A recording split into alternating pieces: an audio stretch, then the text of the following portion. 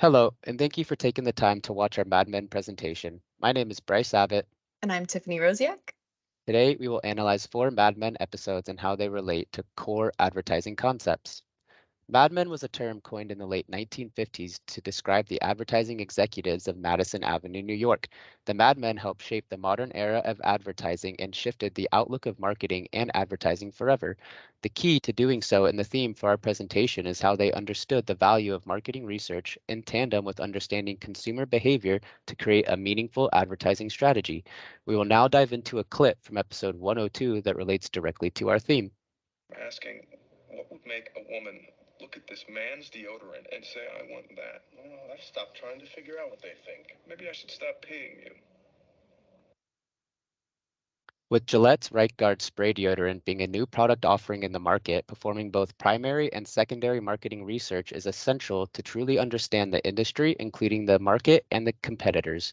Marketing research was a valuable tool in the 1960s to communicate to a desired audience and is critical for successful advertising today.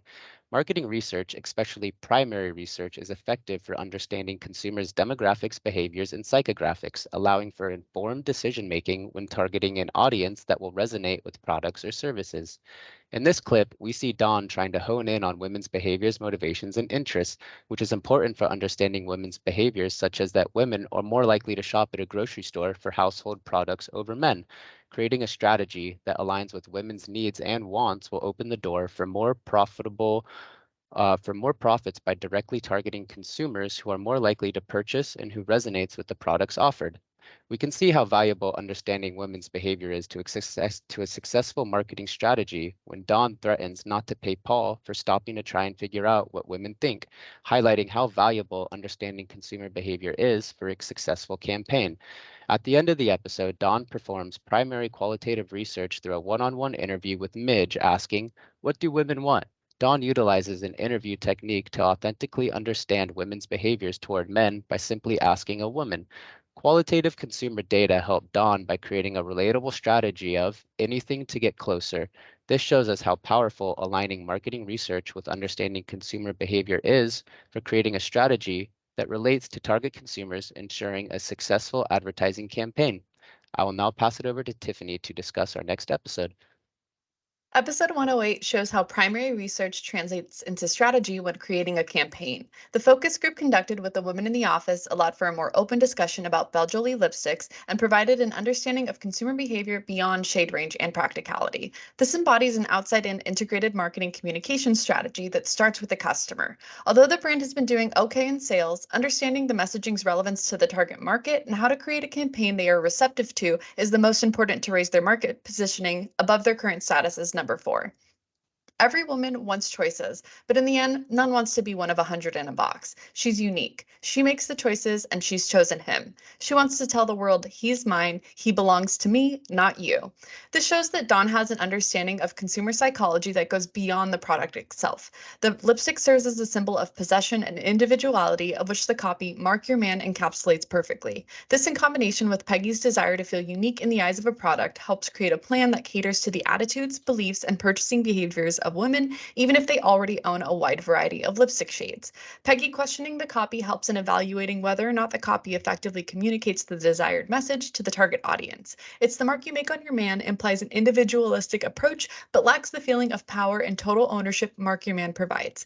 It goes beyond being unique in a basket full of kisses. It's her color and her man. This decided and assertive messaging creates a more persuasive approach that reinforces the brand's image and makes it more memorable to the women it's meant to target.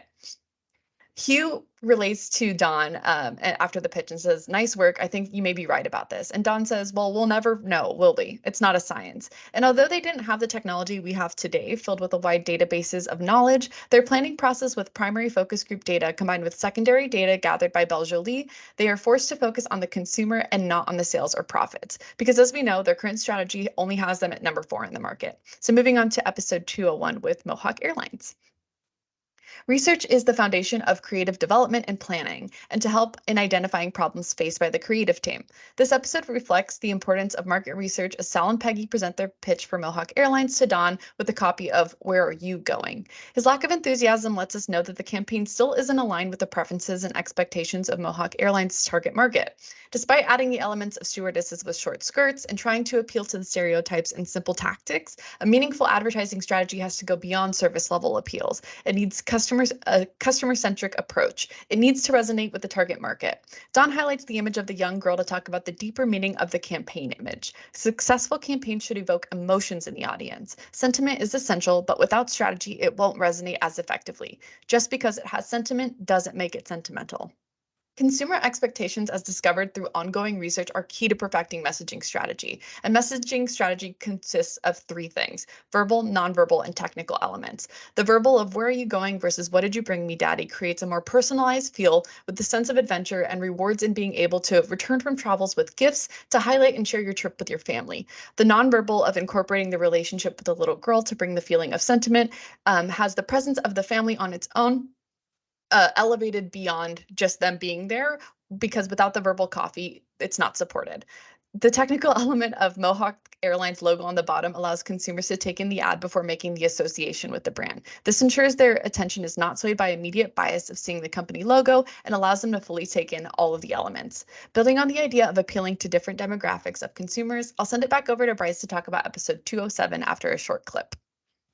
Look, Don, it's pretty clear why we're here. You want to know how our generation feels.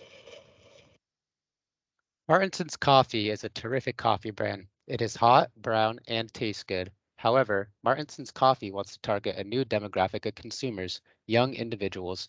This episode is a prime example of leveraging consumer behavior to craft a compelling strategy that will resonate with a new target audience. The clip we just watched is a perfect example of how understanding consumer behavior will always be essential to marketing today and in the future.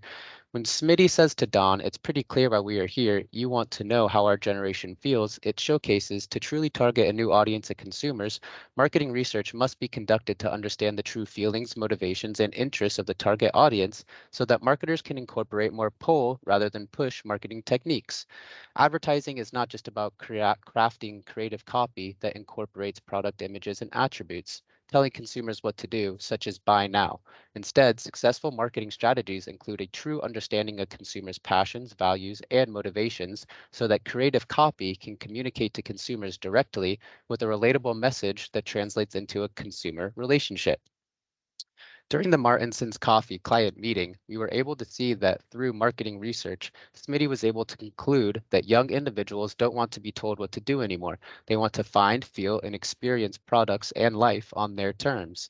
Smitty has firsthand knowledge because he is a young and active individual himself, along with the secondary qualitative student democratic report he got from his friend.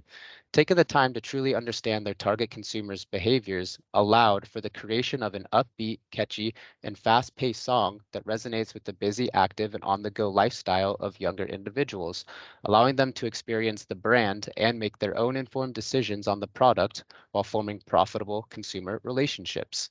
I will now pass it over to Tiffany to conclude our presentation.